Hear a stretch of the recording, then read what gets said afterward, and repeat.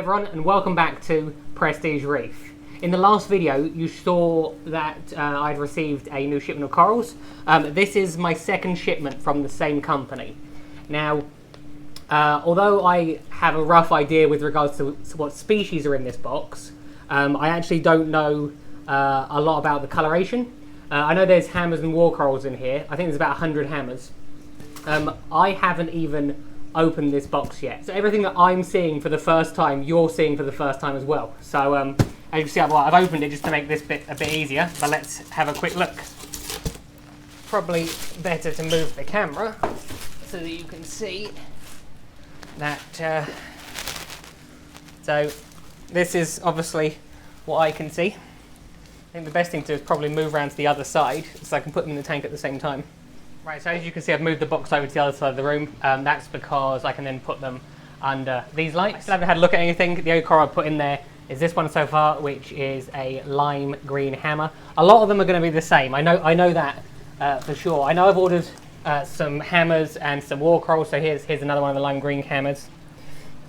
But as you can see, it's like this. I believe is probably just going to be a tan hammer. I ordered a collection of 30 randoms, so I'm not sure what they are going to be, but I'm very, very happy to see lots of these because these are unbelievably bright. And as you can see, they all look so far to be in very, very good condition. There's a little bit of slime in the bags, but it's the same condition that they were in last time. So many of these, look. These will be on the website ready for shipping after Christmas. I will show you in a minute the ones that I've got already, because some of them are already in there. And then these are the orange hammers, which have caused such a stir. I have sold all of the original ones, and when I saw they were flying out so quickly, I called, well, not didn't call, I contacted the supplier to get some more as quickly as possible, because obviously these are a rarity. So I reckon that I'm probably going to have the largest supply of orange hammers, because I think I've ordered 32 in the country. So if anyone has more than 32 orange hammers, and I've still got I've got the original 12 here at the moment as well. If anyone's got more than 32 hammers, then obviously you have outdone me. And then I got this beautiful war coral. You can't see it very well in this light because it's actually blue. War corals obviously are quite often red. That seems to be the most common colour, but I found an all blue one. I've got a few different war corals in here actually. Let's have a look at this one. I'm not sure. This is, I ordered 30 random mushrooms. So these are Australian mushrooms. They're from Cairns. They appear to be, remember as I said, I don't know what they're going to be, so they appear to be discosomas. I can only see a few in there at the moment. But let's keep going. There's a few red ones, a few green ones and a few orange ones. More orange hammer. Let's have a look. And then we've got more of the random hammer. I'll be very interested to see. That one seems to have got a slight green tinge to it. It'll be interesting to see once it's out. What I'll end up doing. Look at this. This is. I really, really like war corals because they really pop under the blue lights. So that's another one. I seem to be just ordering corals that I like now, I've noticed. There's another big lime green one. What I'm going to do, which I'll probably show you in a minute, is I'll probably end up cutting all of these down before they go in, because that's another thing which I haven't showed you in the previous ones. Sometimes it's easier, rather than going through and removing everything. Look at this. You can see how excited I am. I've been doing this 14 years and I'm still excited when I see things like this. This is a bright green war coral. Again, this one will be fragged up. It's hard to show you this size, but that's bigger than my entire hand, so, or around roughly the size of my hand. And then we've got some small ones here. Hopefully you're not bored by now. I've got a big Cephastria. This is a pink Cephastria. Then I have another war coral. There was one that was quite special. It was a tricolour, so it has 3 different colours on it. I think that might be that one actually. And then let's have a look what we got here. So far, that one looks slightly murky, but I think that's because it looks like it's probably one of the mushrooms. Is it one of the mushrooms? I'm not sure what that is. It's got something slimy on the side. I'm pretty sure that's one of the mushrooms. This is some more of the mushrooms. These are the green ones. I have some more hammers. I think by the end of this I'm going to have approximately 150 hammer corals in hammer coral heads. These will all be, so what I was saying a minute ago is I'll probably, which I'll probably show you, it's easier for me to literally just cut these all up. These are probably the smallest heads of hammer I've ever seen. I've never seen one that, you can see it's obviously branching, and that's not a criticism, I've just literally never seen them. They seem like they're almost as thin as, say, a Duncan's or a candy cane. So that's interesting to see. But yeah, what I'll do is I will literally slice all the dead skeleton off right up to the part and stick down frag plugs, because then the more you remove, the less can get into the system. Now the lights are only on temporarily, literally for this bit, so they'll probably be on for maybe another 5 minutes, and that is because I don't like to have the lights on while acclimating. This is purely for you to be able to see. Again, not sure what that is. There's another orange hammer, so I have to stand these all up so the corals stay in there, and then more orange hammer. This, I think is, without the special one, it's hard to see. It'll be good to show you, and I will show you all the corals from the last shipment as well, and how they've come out in a second. More orange hammers. So basically, if anyone wants on orange hammers, I'm your guy. And then that looks like another mushroom. Right. So I think, yep, that is it. That's all the box.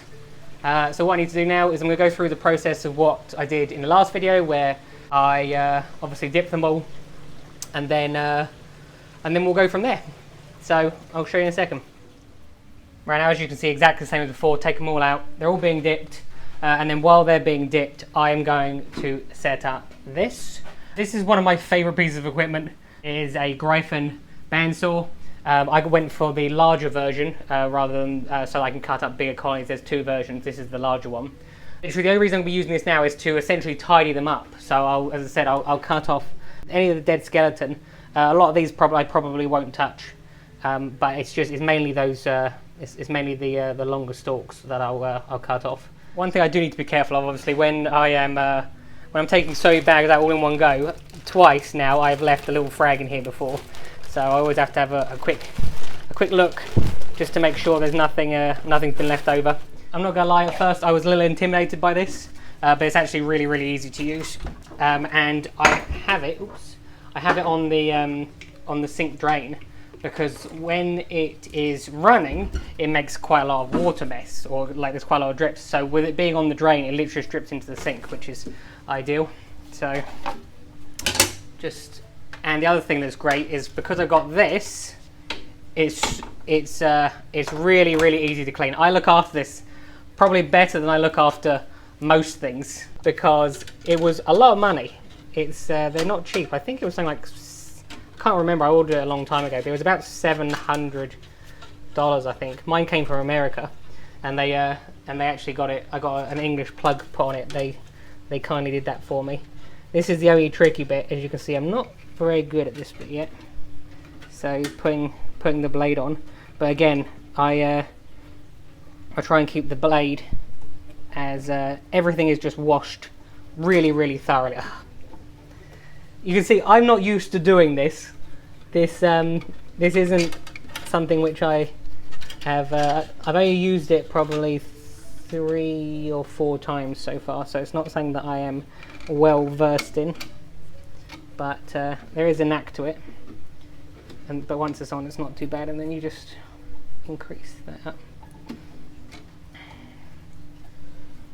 If anyone who is thinking about propagating a large quantity of corals, then this is definitely what you need, because it's so accurate. You can get really, really fine cuts. Before, most of the corals were most of the cuts I did were literally with these, whereas with this, obviously, it just it makes life so much easier. So that's that, and then there's little sponges somewhere. Loads of little sponges here. Now, what I do with the sponges is, or what I do with the whole unit actually, you take some tank water, because you need water to keep the blade cool. Put that in there. I then like to add a few drops of iodine. Iodine basically helps the coral tissue heal, and although, as I said, I'm not going to be cutting any of the actual tissue itself today, it's just I like to have it just as a precaution. So once the coral's been cut, I put them in a solution that contains iodine. It increases the chance of success. If you're ever struggling with any corals, I always recommend dipping them in iodine as the first precaution, and then after that, obviously it might need some more serious action. So these are basically are for cleaning the blade. So as the blade goes round, it brings some of the coral. It's like mush. It like turns it into like a really, really fine powder, which obviously when you add water to it, it turns all mushy. So these clean the blade. One goes in there underneath, and then one goes on top, just to clean it twice. So it goes out there, and then one goes behind the blade here.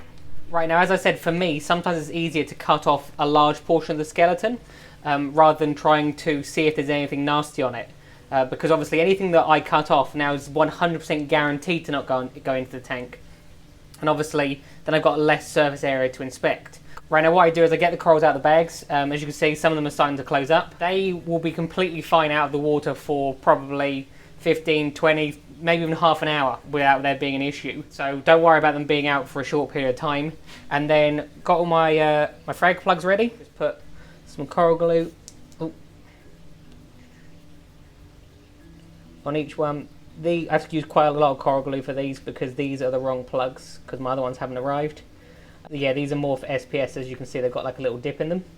And then do all the plugs in advance. The glue won't set until it's wet.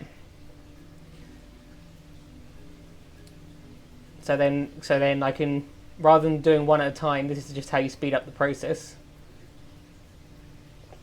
So that's that. And then all I'll do, pick up the coral that I am interested in, have a quick look where I'm going to cut it. So I'll probably cut these into singles, and then turn the saw on. As you can see, there's quite a lot of water, and then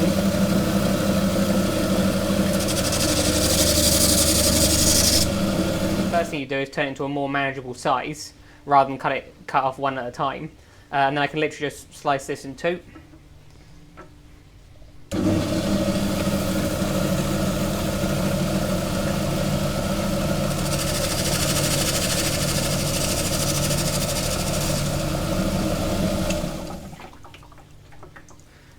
And as you can see, if you cut it too close, the polyp you can actually see hanging out the bottom. And I literally just have to take it, put it on the plug like that, and then I get the plug and I dip it in water so the glue starts to set.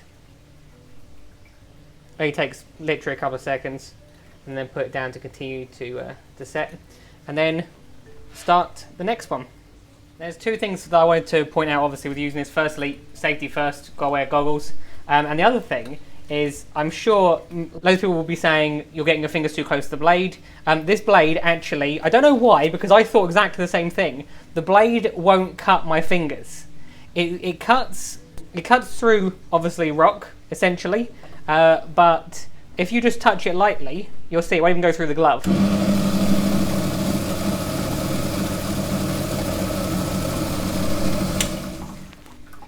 See? Hasn't even gone through, not even split the glove.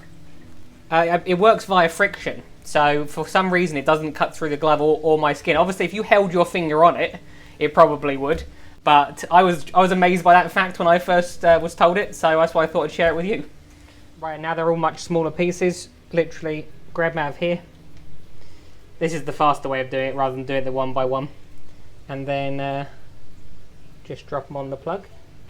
Because they're small, they'll stand up by themselves, and there's a little bit of water on them, so obviously it will begin to set the glue just enough. If you do get a small amount of coral glue on the actual head of the coral itself, the coral can actually essentially slough it off. If it covers the whole face, though, then then you might need to, you might have some issues. Although there was one time where I covered the whole face and then literally just pulled the, like, cracked the glue off the next day, and it was fine. So it's not necessarily a death sentence if you do cover it. So the ones that I set first, the glue will already be holding them. So, and obviously once they go into the tank, it will set properly. So yeah, that's it with regards to fragging these. Right, the final thing I promised you I'd do is I'd show you what the corals look like from last week's order. So a little bit of time's passed now. This is actually a mixture of last week's order and this week's order. These are obviously the bigger colonies, and then obviously some of the smaller frags I've already done are there. I also got, obviously, as I mentioned, I got these fungias, and then even more hammers, and then this dragon Saltwater. My gloves are filling with water. I have to show you this now because this is about to be fragged. So this, and also the gold and red one, which you saw in the last video, will be fragged today. And then obviously those will be available on the website soon. And then I'm pretty sure I got these last week. I'm preparing, the reason I'm doing so many frags at the moment is because I'm preparing the website so that as of the beginning of the year, all these will be on it. It takes a little while to take pictures of everything and write the description if it's something I haven't already got on there. And yeah, also the other issue I have is that I can't actually ship any corals at this moment in time because Christmas. So there wasn't a lot of point in updating the website immediately. I've never had blaster mooses before, but I actually really like these. They're going to close up now. But yeah, I really like these. I actually got two types, one red and one purple. They're the purple ones, and the purple and green ones. Yeah. As I said, hopefully these will be on the website soon.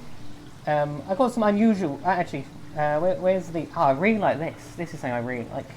Yeah, if you look at the markings on this chalice, it's almost like a. It's hard to see because of the water. It's like a swirl.